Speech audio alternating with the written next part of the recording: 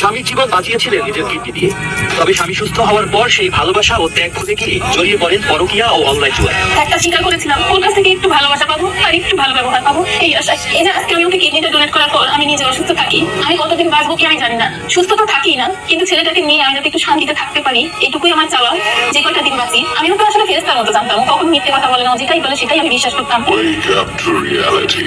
স্বামীকে স্ত্রীর কিডনি দেওয়ার ঘটনায় পুরো দেশ যখন তোলপাড়, ঠিক তখনই বেরিয়ে আসলো চাঞ্চল্যকর তথ্য, যেখানে জানা যায় কিডনি দেওয়ার বিনিময়ে 60 লাখ টাকা সহ বাগিয়ে নেন ফ্ল্যাট। এছাড়াও জানা যায় নিজের পরকীয়ার ঘটনা থাকতে স্বামীর উপর দায় চাপিয়ে নিজেই দেন মিডিয়া ট্রায়াল, যেখানে নিজের স্বামীকে 10 লাখ টাকার যৌতুক মামলা সহ শিশু ও নারী নির্যাতনের মামলা দিয়ে জেল খাটান এই নারী।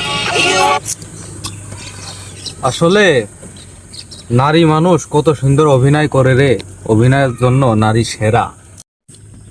এইটাই তার প্রমাণ। নিশ্চয়ই নারীদের ছলনা খুবই ভয়ঙ্কর। আমরা বাঙালি খুব আবেগী, তো পুরো ঘটনা না জেনেই কান্দাকান্দি করি।